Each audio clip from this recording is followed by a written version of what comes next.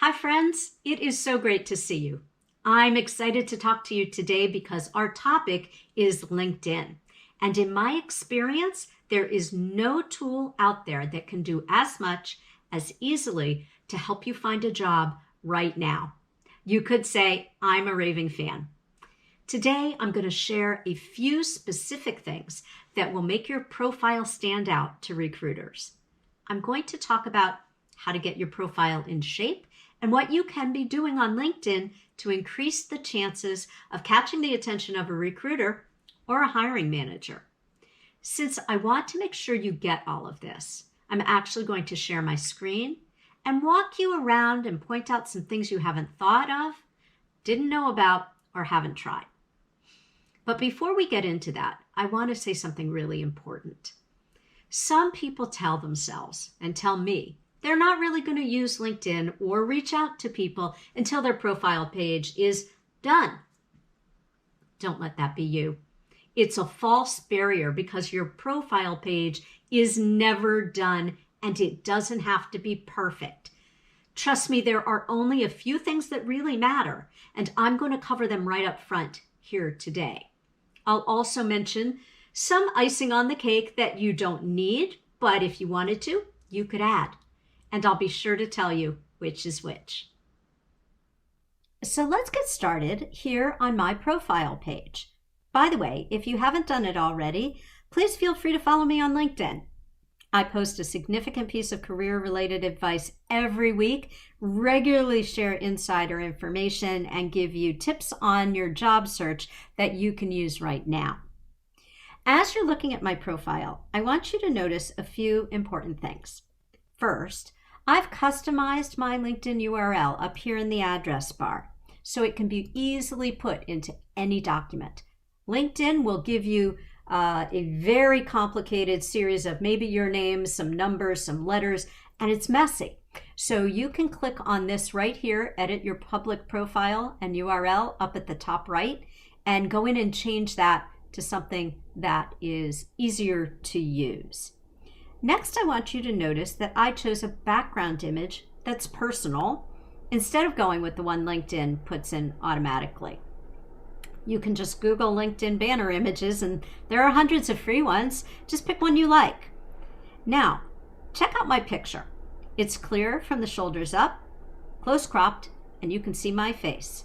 Yes, you do need a picture on LinkedIn, but it doesn't need to be taken by a professional. What you want to avoid is a random hand creeping up over your shoulder or anything else beyond your face. All of this reflects your personal brand. When you attend to these items, it tells recruiters you care enough to take some time with your image. Now, perhaps the most important thing that's above the fold, in other words, I don't have to scroll down to see it, is the headline, which is right here underneath your name. Of all the places in your LinkedIn profile, this space right here is the one recruiters search the most. Now, LinkedIn will automatically pre-fill this headline with your current or your last job title. But what if you don't work there anymore, or you don't want to do that work anymore, or your title really doesn't mean anything, which is true for a lot of us? The good news is you can edit this too and make it relevant to your job search just by clicking on this little pencil here underneath your banner. And you can put in there where it says headline anything that defines you and what you want to do, like marketing strategist or business analyst or food and beverage expert. I'd encourage you to pick something that describes what you offer an employer, and in my case, what I offer my clients. The next most powerful thing you can do to promote what you offer and the skills you have is to take advantage of the About section. Here is where you can put in a written version of how you would answer the question, tell me about yourself. This is where you want to let your personality shine. Talk about why your work matters to you in your own words. Once you've written something up, it helps to read it aloud too, and if anything sounds awkward, rewrite it the way you would say it. You don't need to be formal here. And other than adding your work experience, that's it. Those are the most important things. The look of your page, which includes a banner image and a good photo of you, your headline, and your about section. Everything else is gravy. Now, if you want to dig a little deeper, there are a few other things you can do.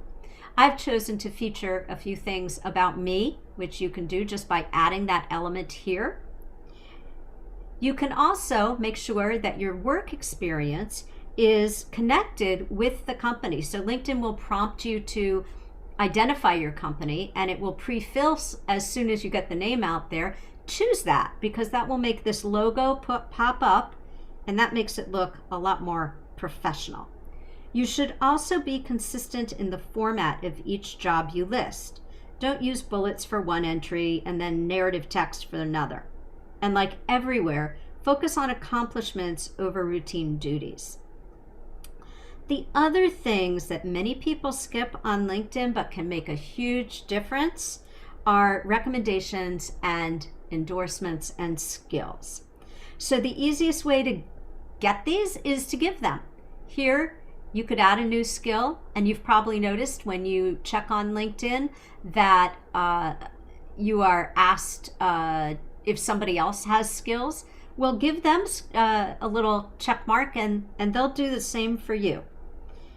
As far as recommendations, I really suggest you do this with former colleagues and people who you've had a good working relationship with. You can ask for it just by clicking here.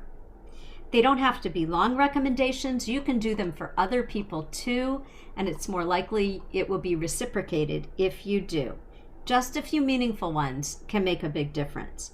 Finally, be sure to include any other volunteer work you've done or anything that causes or people you're following, things that matter to you, to sort of round out and give a recruiter a perspective on who you are. Now, tomorrow, we're going to talk about how to leverage the connections you have in your job search without feeling like you're going to be annoying or bothering anyone. Bye for now.